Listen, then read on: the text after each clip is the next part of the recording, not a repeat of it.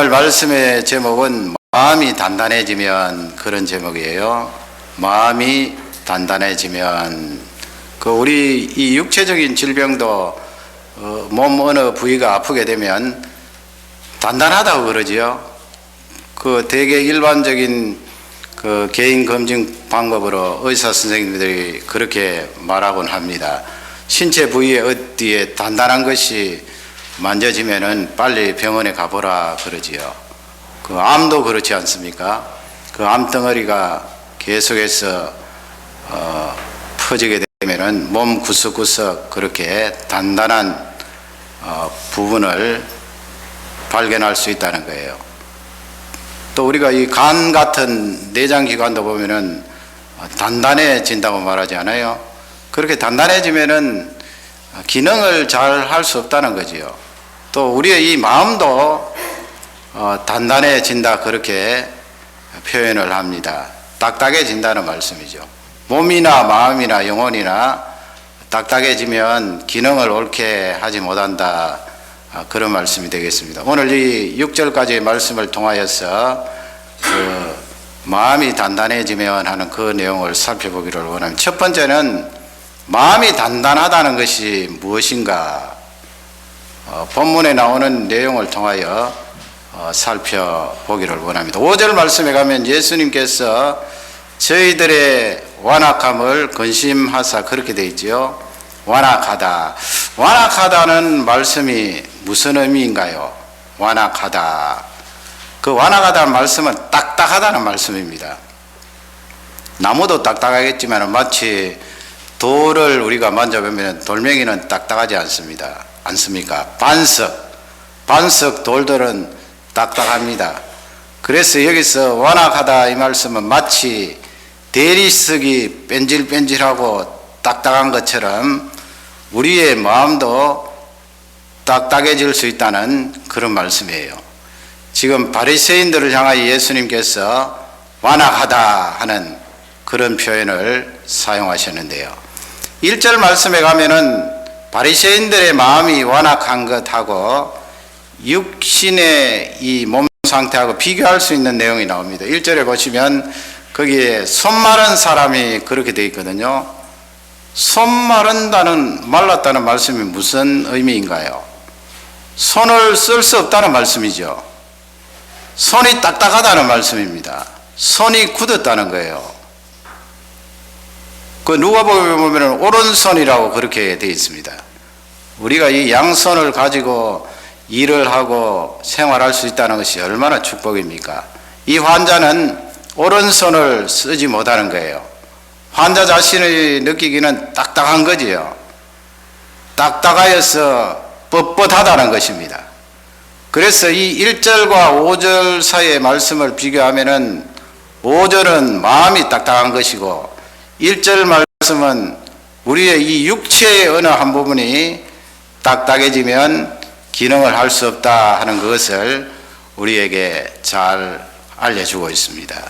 좀 더 구체적으로 살펴보면 2절 말씀에 가면은 거기에 사람들이 예수 그리스도를 자세히 보고 있는데요. 무엇을 보고 있는가 하면 안식일 날 예수님께서 손 마른 사람을 고치시는가 엿보거늘, 그렇게 되어 있는데, 원래는 엿보거늘 그 말씀을 보면은 그냥 옆쪽에서 대충 슬쩍 훔쳐본다 그 말씀처럼 느껴질지 모르겠습니다만은, 원래 그 원어의 뜻은 자세히 관찰한다는 말씀이에요. They watched closely him. 예수 그리스도를 향하여서 정확하게 자세하게 그렇게 관찰한다는 내용이 되겠습니다. 그러면 이 사람들이 뭘 하려고 예수 그리스도의 행하시는 그 일을 자세히 관찰을 합니까?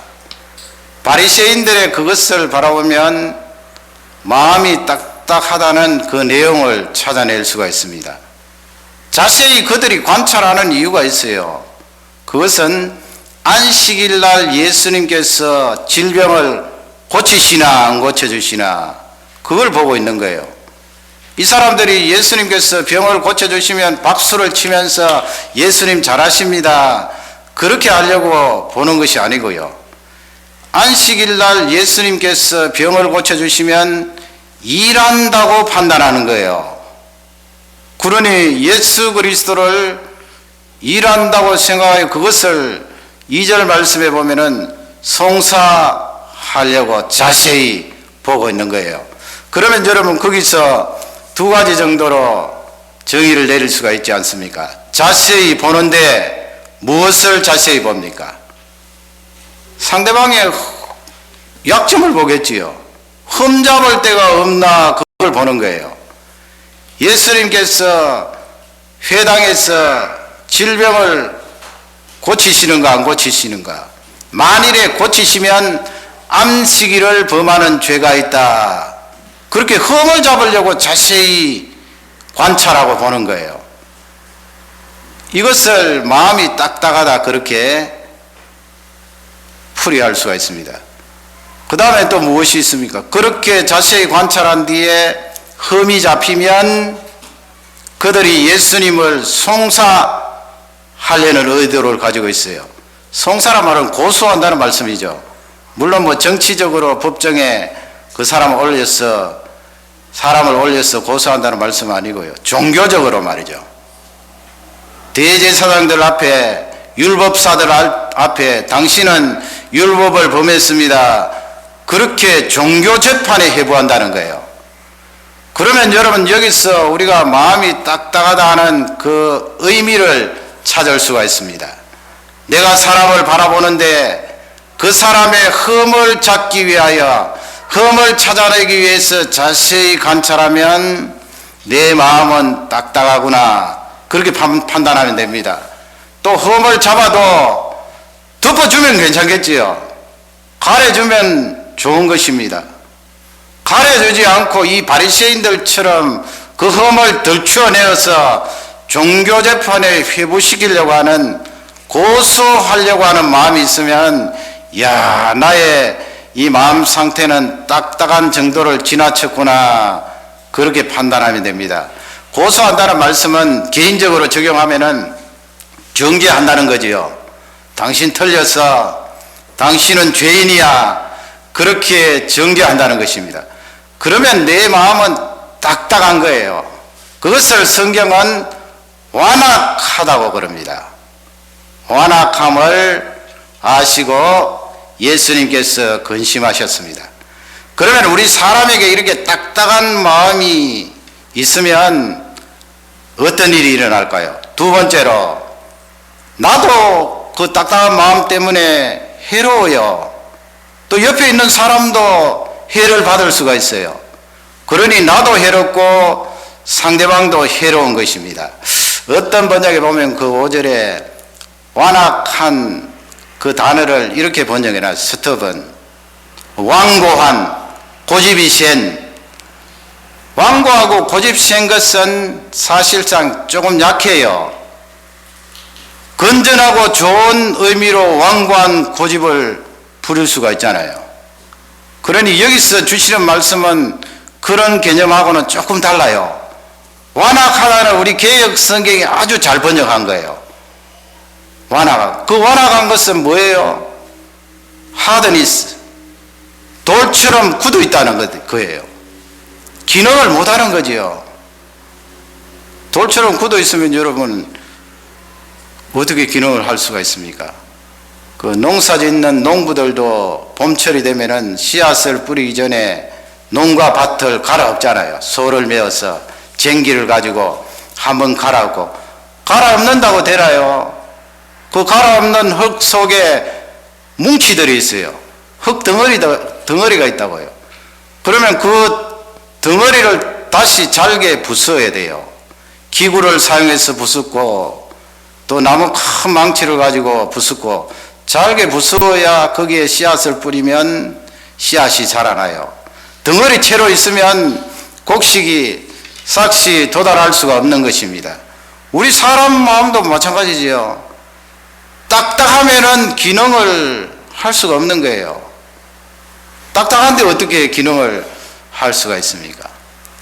예수님께서 이 바리새인들에게 교육을 하시기 위해서 3절 말씀에 가면은 그 손마른 자를 이렇게 세우는 내용이 나와 있지요.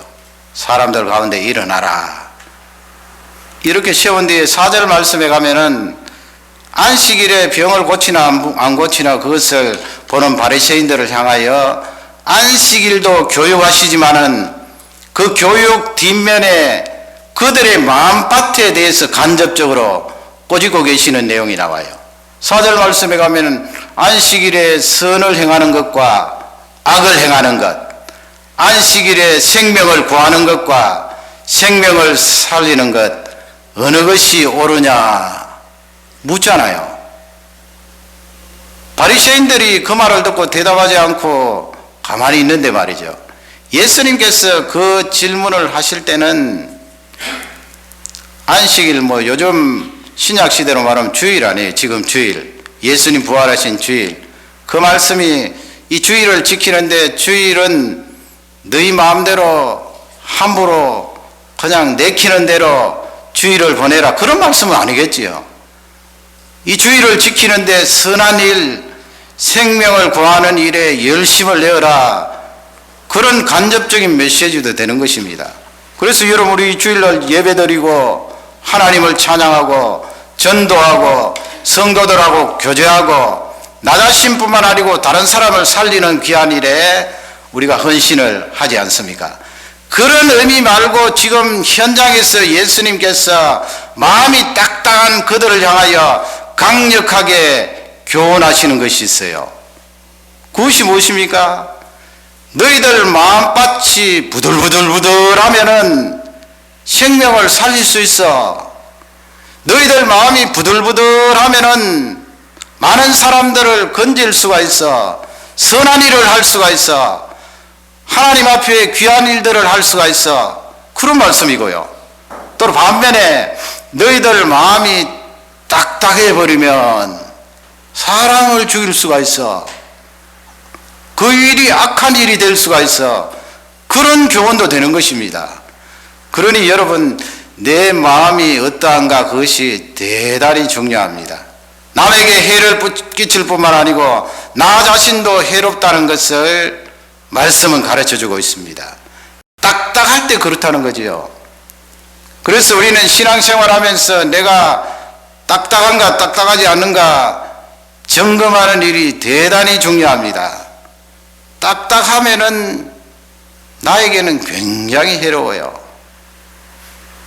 마음이 딱딱해지면은 가장 먼저 우리 신체 부위 가운데 첫 번째로 나서는 것이 무엇일까요? 마음에 발생을 하면 그 다음에 신체 부위 속에 현상적으로 드러날 것 아니에요. 그건 바로 입이에요. 입. 말하는 입이에요. 말이 가장 먼저 달라진다고요. 마음이 딱딱하면 말이 달라지니까 그 말이 좋은 말이 나갈 리가 없지요. 그래서 야고보 선생님은 이 말은 작은 불과 같다고 그랬어요. 작은 불 그까지 그냥 발로 밟으면 꺼지지 않는가? 아니에요.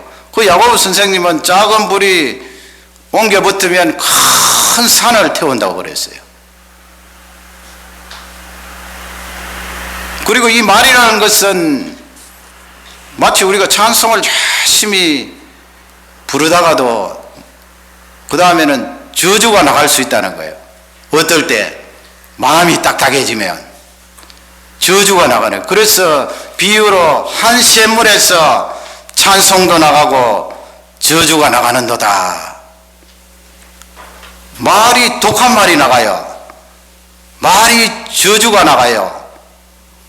말이 다른 사람들을 해치는 말이 나가요. 나 자신에게도 마찬가지예요. 나 자신을 향하여 독설이 나갑니다. 그러니 여러분, 우리 마음이 부들부들해져야 되는 것이 얼마나 중요하다는 것을 잘 알 수가 있는 것입니다. 시편 64편 3절 말씀에 가면은 이런 말씀이 있어요. 칼같이 그 혀를 연마하고 그랬어요. 참 재미있어요. 시적으로 내 마음이 딱딱해지면 옛날에야 그 숫돌을 가지고 칼을 얼마나 갈았어요. 요즘에는 뭐 기계가 좋아서 부엌에 가면 늘 날선 칼이 있습니다만은 이 옛날에는 숫돌 위에다가 칼을 잘 갈아야 되잖아요. 그래야 음식을 잘 장만하니까요. 그래서 마치 칼처럼 마음이 딱딱해지면 그 혀를 연마한대요. 어떻게 해요? 뾰족하게 연마를 해서 뾰족하게 연마한 그 혀가 나도 찌르고 이웃에 있는 사람도 찌른다는 거예요. 그리고 화살처럼 독한 말이라고 그랬어요. 화살이 어떻게 해요? 화살을 당겨서 겨누잖아요. 화살처럼 독한 말이 다른 사람을 겨누고 그랬어요. 시편 140편 3절 말씀에 가면은 마치 뱀처럼 너의 혀를 날카롭게 하고 그랬습니다. 그러니 여러분, 뱀처럼 날카로운 그 말이 얼마나 나를 해치고 상대방을 해치겠어요. 그리고 너의 입술 밑에는 독사의 독이 있도다 그랬습니다. 이 말씀은 우리 모두에게 해당되는 말씀이에요. 바리새인에게만 해당되는 말씀이 아니에요. 어느 한순간 내 마음이 딱딱해지면 그렇게 될 수 있다는 것입니다. 나도 해치고 상대방도 해치고. 그러니 여러분, 내 마음이 부들부들해져서 하나님 앞에 나아가는 것이 얼마나 중요합니까?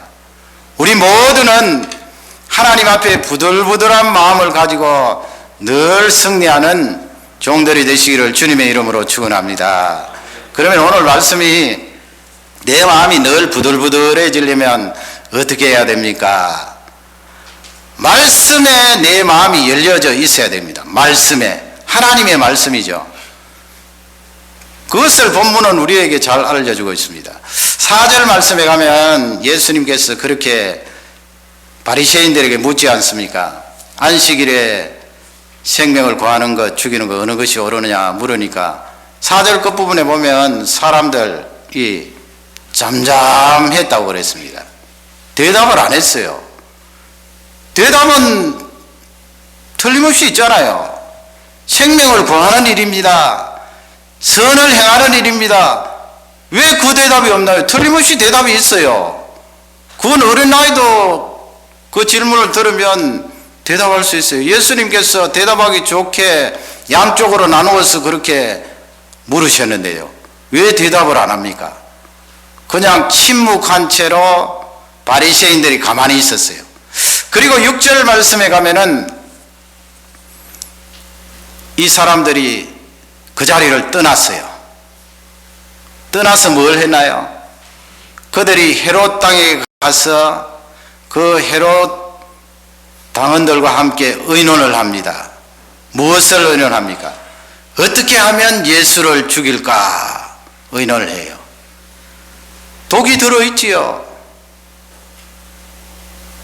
그러면 이 사람들이 왜 그 마음이 완악해졌는가? 그 마음이 딱딱해졌는가?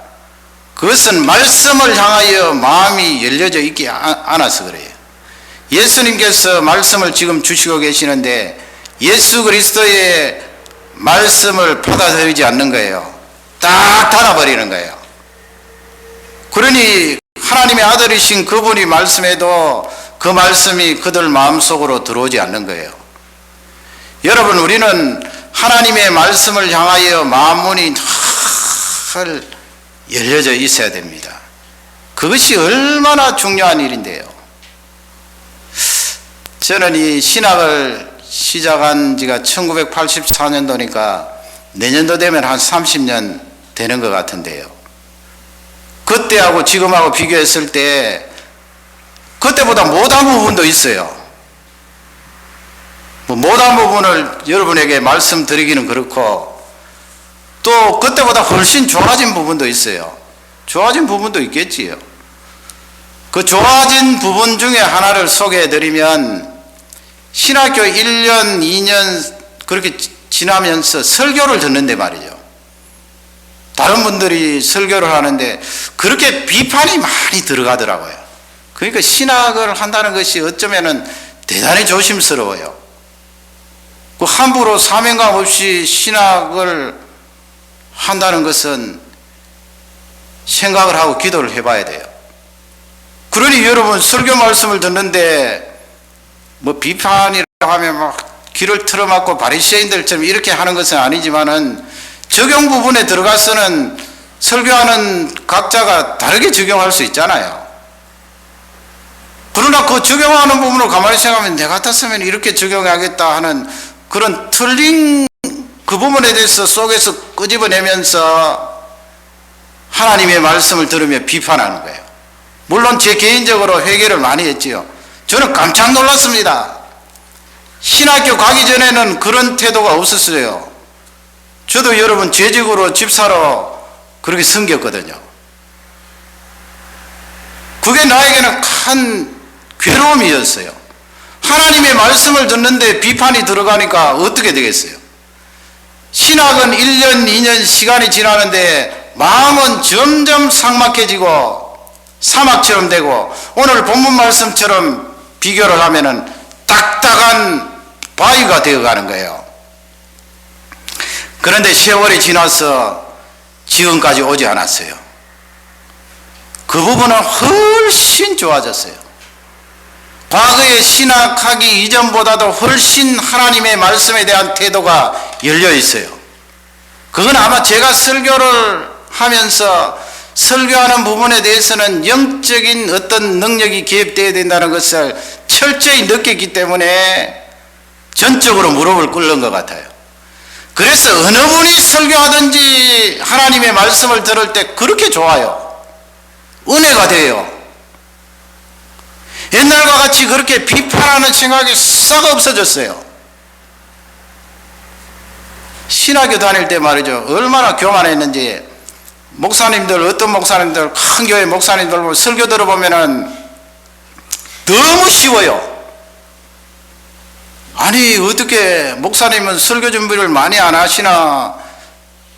너무 쉽게 하시기 때문에 야 내용이 없다 그렇게 비판하곤 했는데 요즘 들어서는 그게 아니고 그분 설교 지금도 사회가 하시는데 들어보면은 그렇게 은혜 될 수가 없어요. 야 저렇게 은혜가 되는데 나는 왜 그때 그런 생각을 가졌을까. 여러분 하나님의 말씀에 대해서는 신학을 하든 하지 않든 우리가 활짝 열려 있어야 됩니다. 누가 전하면 어떤가요? 이단이 아니라면 하나님의 말씀을 가지고 풀고 적용을 하면 그 말씀을 받고 아멘으로 내 속에 간직하면 내 마음이 부들부들해지는 줄 확신합니다. 그러면 이 바리새인들이 그 4절과 6절 말씀에 대답을 하지 않고 그냥 나갔잖아요. 나가서 예수 그리스도를 어떻게 하면 죽일고 그렇게 독한 말을 하고 그 다음에 행동을 옮기기로 모의를 했는데 말이죠. 왜 그 사람들이 하나님의 말씀에 대해서 마음을 안 열어놔요? 그게 중요하잖아요. 그 하나님이 내려오셔서 말씀을 하는데도 샤타를 내리고 있으니 어떻게 된 거예요? 그건 두 가지예요. 이 사람들이 먼저 정하고 와서 그래요. 뭘 정했어요? 안 듣겠다고 정한 거예요. 예수님께서 어떤 말씀을 하셔도 나는 안 듣겠다 정하고 앉아있기 때문에 여러분 그 말씀이 들어올 리가 있나요? 안 들어오거든요. 이미 정해버렸어요. 그러니 마음이 딱딱하지요. 돌과 같지요. 그 다음에는 무엇인가 하면은 내 생각하고 똑같으면 받아들이고 내 생각하고 다르면 밀쳐내는 거예요. 그러면 하나님의 말씀을 받을 수가 있나요? 내 생각하고 같은 것만 받아들인대요. 대개는 성령이 역사하시면 내 생각하고 다른 것이 더 많아요. 하나님의 말씀이 선포되어지면 나를 꼭꼭 꼬집어요. 가슴을 아프게 해요. 나를 휘저어요. 변화가 일어나요. 그래야 되는데 내 생각에 맞는 것은 다 받아들이겠다. 내 생각에 맞지 않는 것은 거부하겠다. 지금 바리새인들은 예수님 행하시고 말씀하시는 거하고 생각이 달라요. 전혀 달라요. 엉뚱한 길로 가고 있어요. 어느 것이 옳으냐, 선을 행하는 것이 옳으냐, 안식일날 생명을 구하는 것이 옳으냐, 죽이는 것이 옳으냐 말할 때 이 사람들이 내 생각하고 다르네요. 예수님, 생명을 살리는 것이 옳습니다. 선을 행하는 것이 옳습니다. 나를 가르쳐 주십시오. 그렇게 나가면 예수님께서 계속해서 말씀을 하셨을 거예요. 그렇게 나갔으면 그들의 마음문이 열리고 딱딱했던 돌덩어리들이 녹아지기 시작하는 거예요. 그러나 이 사람들은 그렇게 하지 않았어요. 그러면 여러분, 우리는 예배 때마다 하나님의 말씀을 듣습니다. 왜 내가 하나님의 말씀에 크게 와닿지 않나요? 왜 그렇습니까? 그 두 가지예요. 내가 정하고 듣기 때문에 그래요. 그 정했다는 말씀은 예배 드리러 올 때 별 생각 없이 온다는 거예요. 우리가 여러분 하나님 앞에 예배 드리러 나오면서 찬양을 드리잖아요. 기도를 아뢰잖아요.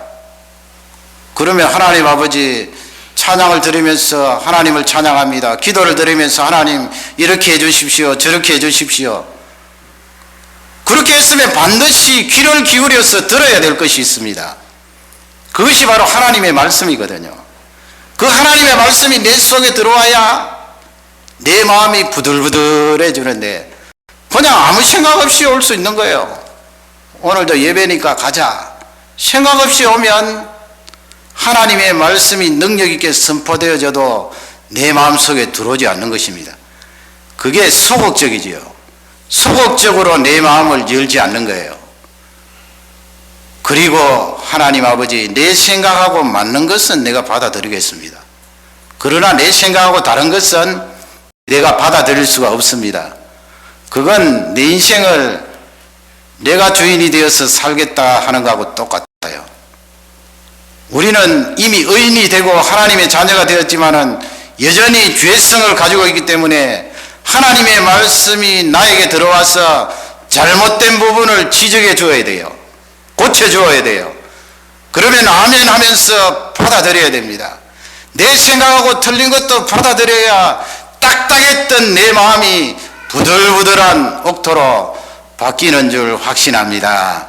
어떤 어린아이가 꽃봉오리를 보면서 말이죠. 어린아이들은 발상이 우리보다도 훨씬 창조적일 때가 있습니다. 그 꽃봉오리가 이렇게 있는데 아직 활짝 피지 않았어요. 그러니까 이 어린이가 보면서 기다리기가 어려운 거예요. 활짝 핀 꽃을 보고 싶은데 내가 손으로 저 꽃봉오리 하나하나 이렇게 제끼면 꽃봉오리가 활짝 피지 않겠나. 그래서 꽃봉오리 가까이 다가가서 자기가 손으로 꽃잎 하나하나를 제끼는 거예요. 여러 겹으로 되어 있잖아요. 양파 껍질 벗기듯이 말이죠. 그 어린아이가 손으로 꽃잎 하나하나 제끼니까 어떻게 되겠어요? 꽃잎이 제끼는 순간 다 똑똑 떨어지네요. 그래서 이 아이가 속이 상했어요. 엄마한테 달려가서 엄마, 내가 꽃을 피우려고 하는데 꽃잎을 하나하나 제끼니까 다 떨어져 속상해. 어머니가 그 아이를 잘 가르쳤나 봅니다. 너 한번 생각을 해봐. 다시 거기서 가서 그 꽃이 어떻게 활짝 피는지 자세히 관찰해봐. 이 어린이가 꽃 앞에 앉아서 한참 생각하다가 예수 믿는 어린이니까 무릎을 탁 치면서 엄마 알았어요. 하나님께서 꽃이 활짝 피게 하실 때는 밖에서부터 제끼는 것이 아니고 하나님께서 속에서부터 이렇게 밀쳐내는 거예요. 여러분, 그 어린이가 신앙적으로 그렇게 관찰하지 않았어요. 하나님께서 꽃봉오리가 확 필 때 바깥에부터 벗겨냅니까? 바깥에부터 제낍니까? 하나님께서 속에서 어떤 힘이 쫙 올라오게 하셔서 그 꽃봉오리가 점점 벌어지고 나중에는 확 피게 되는 거예요. 여러분, 내 마음이 단단해진 그 마음 때문에 남도 다치고 나도 다칠 수가 있어요. 그러면 어떻게 아름다운 열매를 맺을 수가 있을까요? 그래서 하나님은 이 자연의 원리와 비슷하게 우리 쟁기를 가지고 갈고 소를 맨 썰이를 가지고 부들부들하게 갈고 그 갈 때 갈게 하는 귀한 도구가 바로 하나님의 말씀이에요. 하나님의 말씀이 내 속에 들어와서 부들부들한 마음으로 변하면 그 다음엔 거기서 싹신하고 열매가 맺고 아름다운 결실을 하는 줄 확신합니다. 하나님의 말씀이 들어와야 돼요. 답은 간단합니다. 어렵지 않아요. 하나님 아버지, 내가 바리새인처럼 이렇게 딱딱한 마음으로 계속해서 살면 어쩌지요? 아니에요. 하나님의 말씀이 내 속에 들어오면 순식간에 딱딱한 마음이 녹아져서 부들부들한 마음으로 바뀌는 줄 확신합니다. 오늘 이 말씀이 우리에게 축복이 되고 부들부들한 마음으로 이 세상을 능력으로 살기를 주님의 이름으로 축원합니다. 우리 다 같이